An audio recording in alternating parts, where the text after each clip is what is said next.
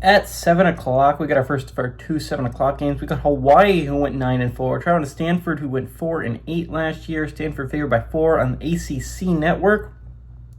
Micah Alejado went 285 of 430 last year, threw for 3,106 yards, 24 touchdowns, 9 interceptions. Landon Sims had 122 carries for 559 yards on the ground and 3 touchdowns.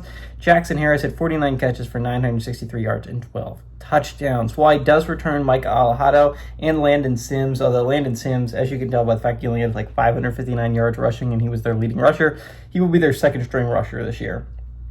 Ben Gulbranson for the Cardinal has gone 148 of 260, thrown for 1,813 yards, 9 touchdowns, 10 interceptions. They do lose Gulbranson, but as you can feel the stats that I just read, they're not crying over the loss. Micah Ford does come back, though, their leading rusher, had 145 carries for 643 yards and 4 touchdowns. And C.J. Williams had 59 catches for 749 yards and 6 touchdowns.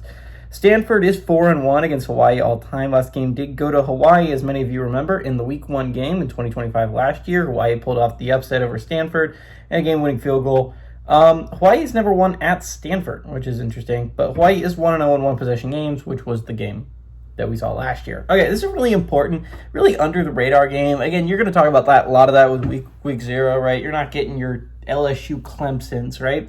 It's under-the-radar matchups, and I think Hawaii-Stanford is an under-the-radar matchup. Not for Stanford. Again, Stanford is a team I think a lot of people are like, okay, this team's not going to be very good in the ACC this year, and I tend to agree. I think it's one of 3 teams you can't make a valid argument that they can win the conference this year and get a playoff spot, which is crazy that it's that wide open. But I do think Stanford is one of 3 teams that if you made the arguments that Stanford's going to win the conference and go to the playoffs, I would look at you like you were insane. But Hawaii is an interesting team, right? You're talking about a Hawaii team that I think is very much a contender for the playoffs here. You got so much returning talent from last year, and a Mountain West that's kind of wide open. You're talking about no Boise State. You're talking about no San Diego State.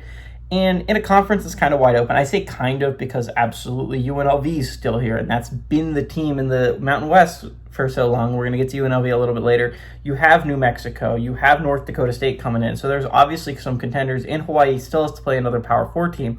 But if you could go on the road and beat Stanford, that's such a massive win for your resume to try and make the college football playoffs. Now that next Power 4 game isn't a must-win game like it would be before, you really need to beat Stanford here if you're Hawaii. Now, all that being said, I kind of like Stanford here. Davis Warren is not a good quarterback. I talked to him about ranking him in my ACC quarterbacks, right?